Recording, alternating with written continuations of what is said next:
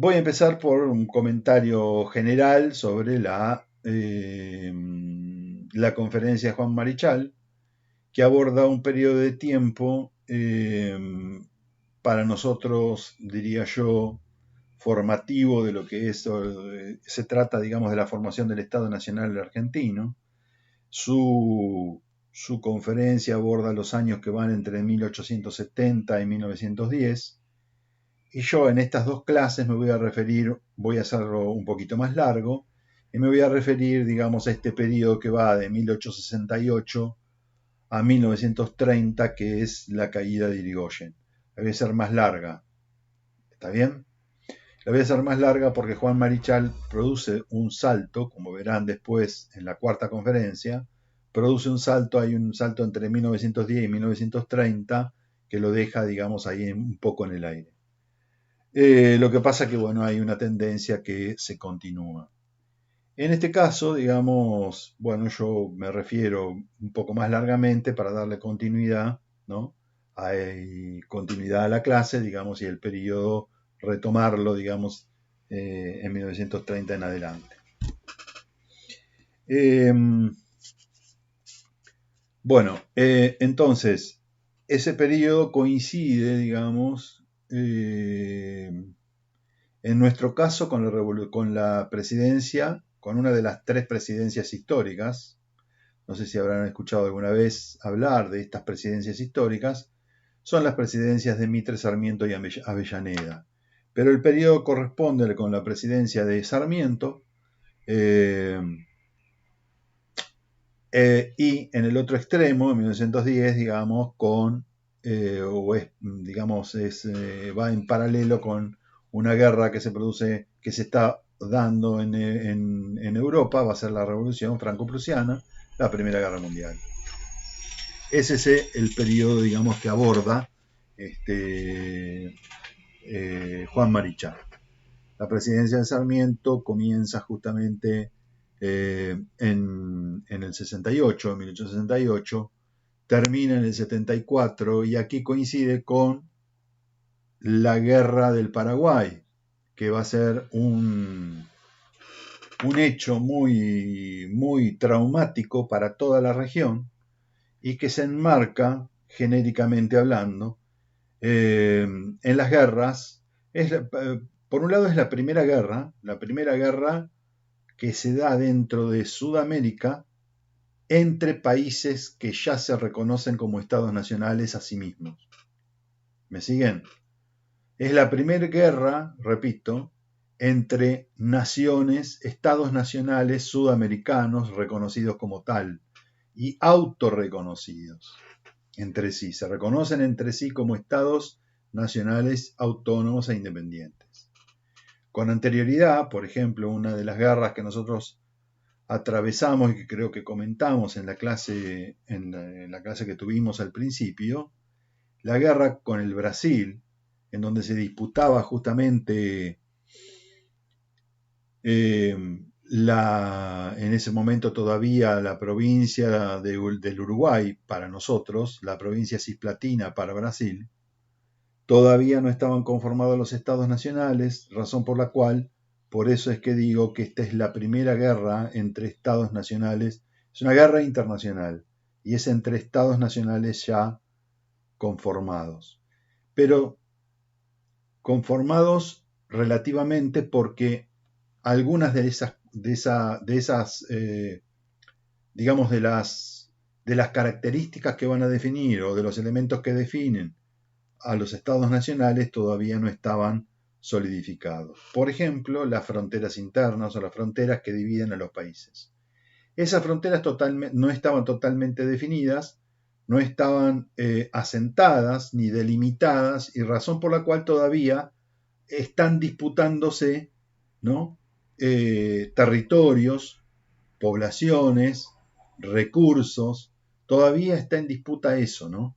Y está todavía, digamos, en disputa una cosa que es fundamental, que es el acceso, digamos, por el río de la Plata, ¿no? O el acceso y, digamos, la salida al mar. Ese es el punto crucial que todavía está disputándose. Y en el que Paraguay todavía tiene algunas pretensiones, así como las tiene Uruguay, Brasil y la propia Argentina. Pero en el caso de Argentina, digamos, tenía ya salida al mar, así que ese era como algo ya superado. Entonces, y es un periodo también, digamos, entre 1870 y 1930, en donde abundan una cantidad de intelectuales muy importantes en toda Latinoamérica y en la Argentina en particular. En la Argentina vamos a ver especialmente a 4 o 5 intelectuales, y en el caso de los prácticos verán, digamos, ahí 2 o 3 intelectuales que son importantes del momento, de este periodo. Y en el caso de Juan Marichal para mostrar las tendencias que él viene marcando, va a tomar, digamos, a Martí, al cubano Martí, y a José Martí y a José Enrique Rodó, o el uruguayo Rodó, como los representativos de este momento en particular que él aborda. En el caso del Martí, se había comprometido con la guerra por la independencia de Cuba en 1868, justamente cuando se inicia el gobierno de Sarmiento. Y bueno, como esta guerra va a fracasar, digamos, él se va a dedicar al estudio, digamos, universitario, va a estudiar en Madrid, va a tomar contacto con los intelectuales madrileños, específicamente con el krausismo.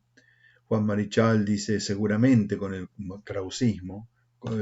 Krausismo viene de un intelectual alemán que es Karl Krause. Y allí, digamos, en España, va a haber, digamos, el surgimiento del republicanismo español.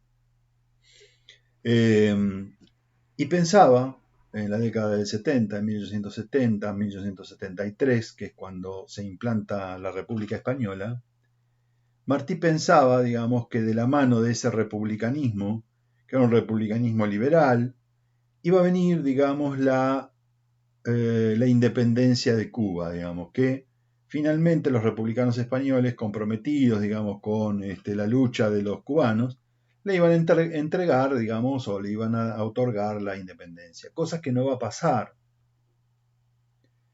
Razón por la cual, digamos, Martí va a terminar siendo bastante, se va a desengañar con ese republicanismo.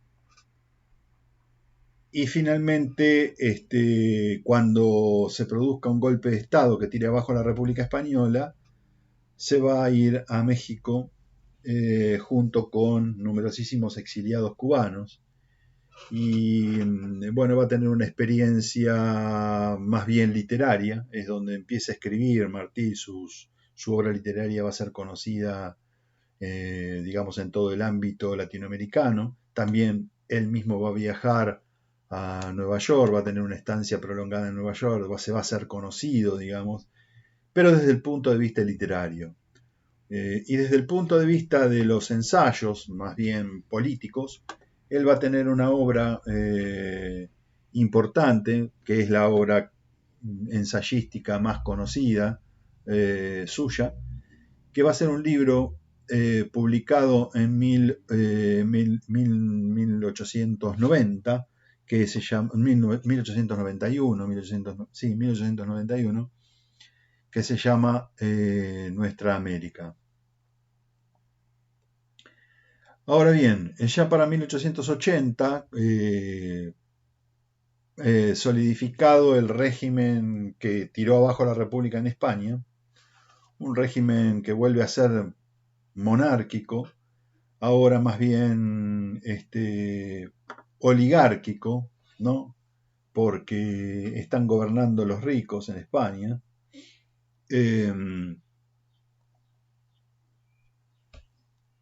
Ese gobierno, paradójicamente, va a cumplir, va a llevar adelante una de las banderas que sostenía Martí y los revolucionarios cubanos.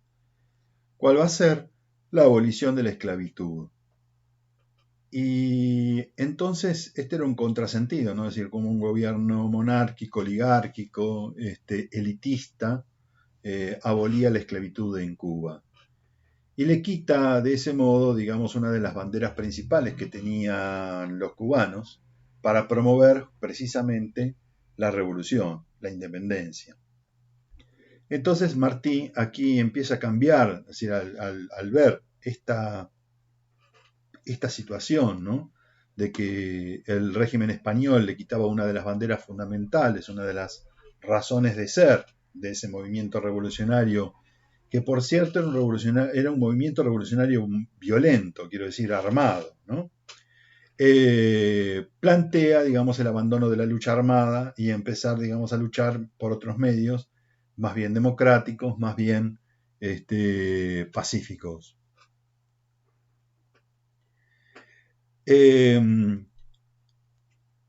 Y para llevar adelante esta tarea, digamos, pacífica, esta lucha pacífica, intenta o plantea, digamos, que los principios morales van a ser los que conduzcan, digamos, a la política en este momento y es la que se supone, irá a triunfar en contra, digamos, de las situaciones de opresión y de esta situación despareja que existe, digamos, entre justamente los españoles y los cubanos nativos. Ahora bien, también pretendía, digamos, Martí, y en este sentido va a ser bastante criticado, pretendía hacer una incorporación también de que en esta lucha, digamos, pacífica, pretendía incorporar, digamos, a todos los sectores de la sociedad, incluyendo, digamos, a los españoles peninsulares, a aquellos que teóricamente, digamos, oprimían al pueblo cubano. Él planteaba, digamos, que sin la participación de todos iba a ser imposible crear o generar, digamos, una república cubana nueva, distinta y mucho mejor de las conocidas hasta el momento. Era una forma, digamos, de idealismo, ¿no es cierto?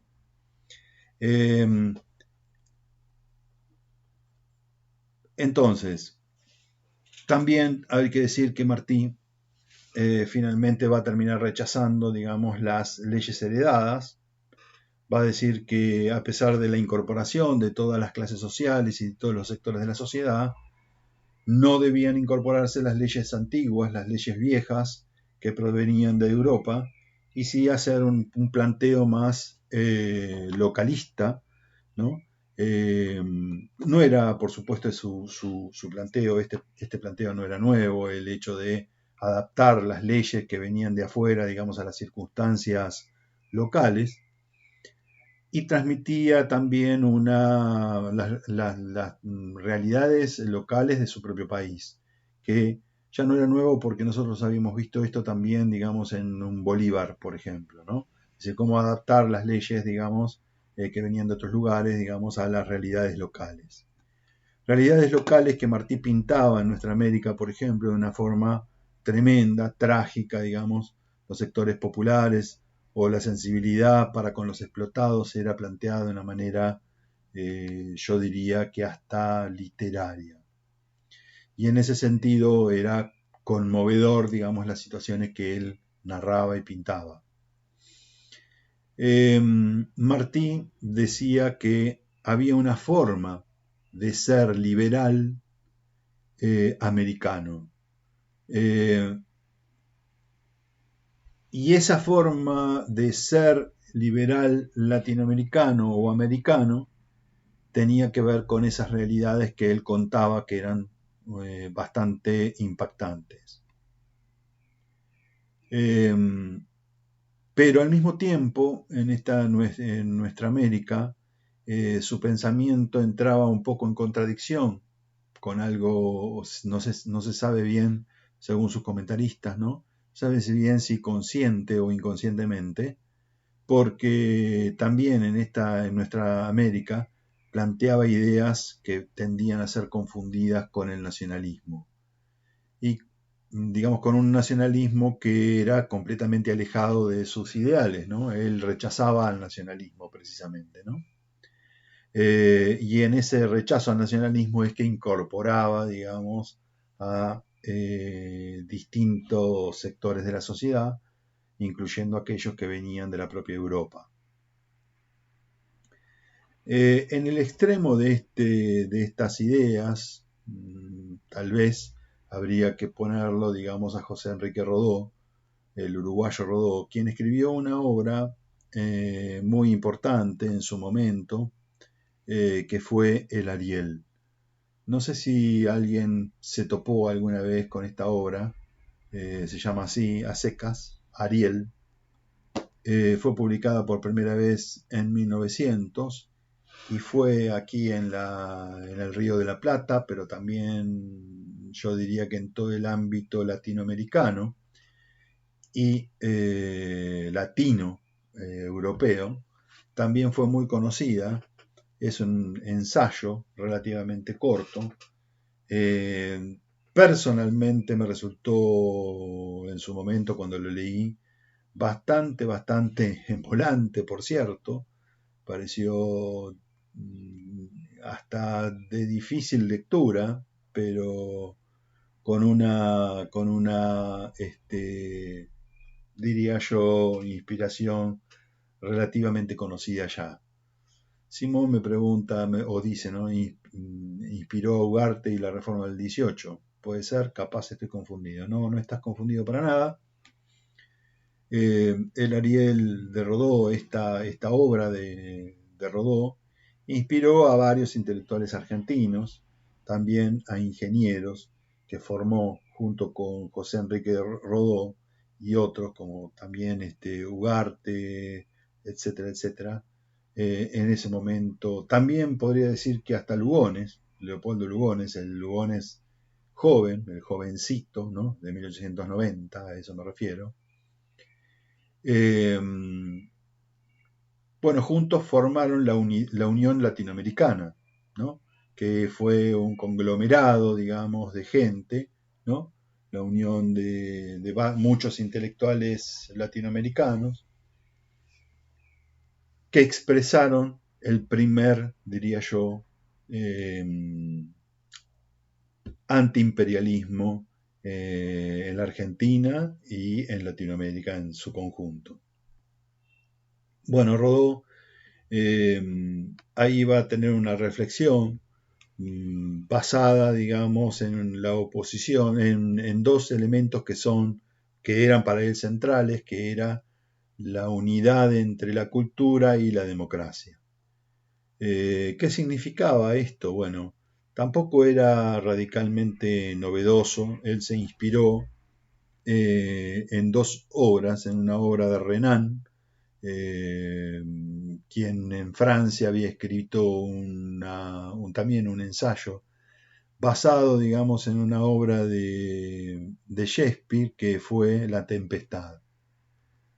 Tal vez alguno de ustedes haya visto, si no leyó La Tempestad, digamos, la obra literaria de Shakespeare, La Tempestad, tal vez haya visto la película, ¿no? Se hizo una película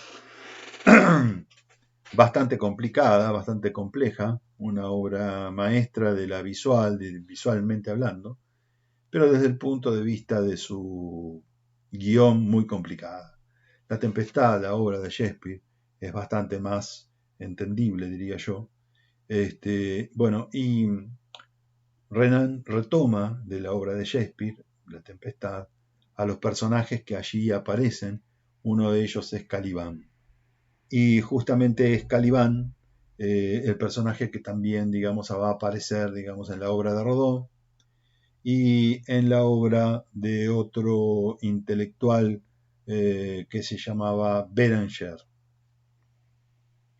Béranger escribió dos libros, uno que se llama La Conciencia Nacional, que no es argentino, no confundir justamente con obras posteriores que van a adquirir esta misma denominación, ¿no? La obra de Uno de los libros más conocidos es La formación de la conciencia nacional, un ensayo larguísimo este, ahora no me sale el nombre de este intelectual tan conocido, revisionista, ¿no? Pero ya me voy a acordar. Y bueno, de Hernández Arregui, justamente. Hernández Arregui, que probablemente después lo vean en alguno de los prácticos. Y la otra obra de Beranger era La aristocracia intelectual. Se llamaba así, o se llama así, su obra. Bueno, entonces, entre Renan y Beranger, digamos, había diferencias sustanciales. ¿Cuáles eran las siguientes, no? En el caso de Renan había visto la aparición de la Tercera República en Francia, había visto en 1848 el establecimiento de la República, pero después la restauración monárquica. Entonces se había visto afectado y había visto cómo se había elegido, digamos, a un monarca como Napoleón III, ¿no?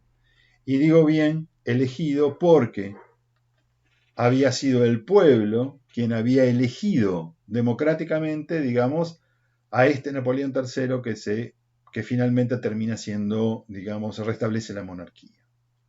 Entonces, ¿cuál era la conclusión de Renan? Bueno, el pueblo no sabe gestionar, digamos, su propio destino. Y entonces elige, digamos, a personajes o elige a quien no debiera elegir porque va a ser sojuzgado por él.